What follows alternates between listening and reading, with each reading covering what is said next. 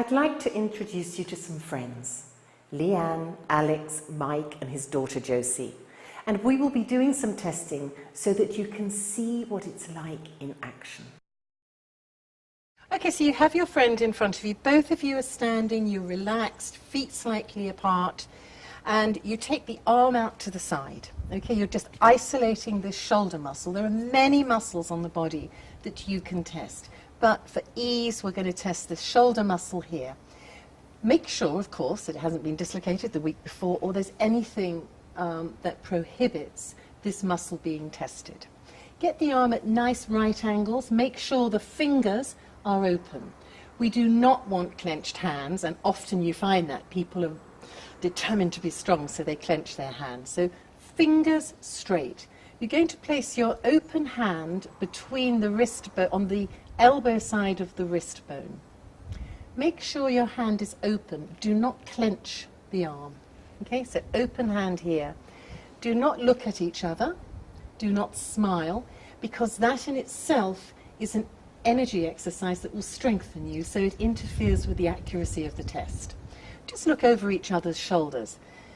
Now, when I say hold, Alex is going to resist me. She's not going to let me push her arm down. So, hold.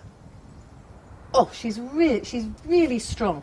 You can put your arm down whilst I'm doing. Her arm is really strong. If I hung off that for 5 minutes, of course it's going to go weak, but you can really feel the strength of the energy flowing through that muscle.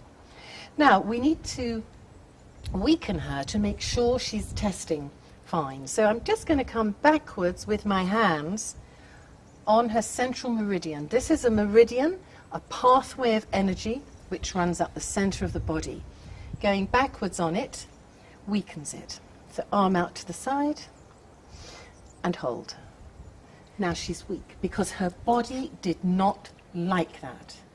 And that's what we're going to use with the food testing. So, to get her strong, and this is a good idea to thump over the thymus gland between each test, because it puts you into a temporary state of balance. So we get her nice and strong.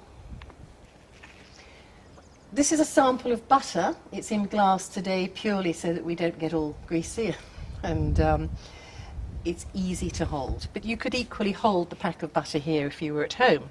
So I'm going to ask Alex just to hold it there, arm out to the side, wait a couple of seconds, just see how her body's going to react to this, and hold. And it goes weak, which means her body, Alex's body, does not like butter. And if it doesn't like butter, it's probably not going to like cheese or milk or dairy. Now, for those of you sitting at home thinking, oh, what am I going to eat if I can't eat dairy? There are lots of alternatives to the major foodstuffs which we've put out in the book that accompanies this film. So don't panic at all. Let's just see what she's like with this. So, going through the test again. Get her strong by thumping the thymus. Arm out to the side. Alex holds it just against this solar plexus area. Don't look at each other. And hold. Oh, she's really strong on this. Carrots. Carrots. Surprise, surprise. Let's try one more. Let's just see. So arm down. Balance her. Hold. Arm out to the side, making sure it's not clenched and my hands are not encircling, and hold. Nice and strong. That's a banana. So banana and carrots are okay, but dairy is another test. The second test is a really simple one. I want you can all do it. Just take your forefinger, your index finger and your thumb. Just gently rub it. Rub them against each other. Not too hard and not too light. Just rub. Now hold on. Bring your food right into your body and keep rubbing. Now, does it get stickier? This one's called the stick test because it may get stickier. Or does it glide more? Is it easier? Yeah, and what is it? Is it easier? Easier. It's easier. So that means that's good for you. Strawberries are good for you. Alex will try and cheat this one, I know. I know. but you can't cheat. It's sticky. It's sticky, and that's the wine.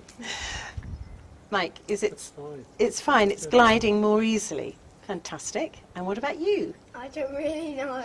That's fine, you see, because this is why, if you're not sure, you all got clear readings on this, but if you don't, like Josie's isn't quite clear, maybe this isn't the test for you. You were really good, Josie, on the pendulum test. So it's all about practicing all three of these tests and choosing the one that feels right for you.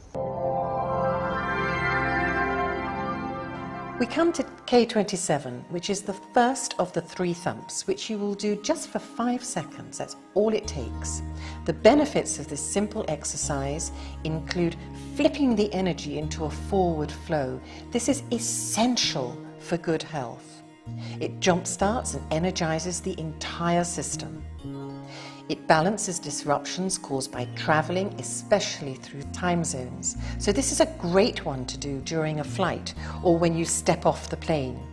It brings clarity to thought. It improves focus and concentration. It temporarily energizes the eyes, so very useful if you are tired but still have a few more miles to drive. Just keep tapping away at K27. You will be tapping and therefore stimulating the 27th acupuncture point on each kidney meridian. These important points act as junction boxes for other meridians. They are located near the right angle where the collar and breastbones meet. You will feel 2 natural indentations that may be slightly tender when you press them. Don't worry.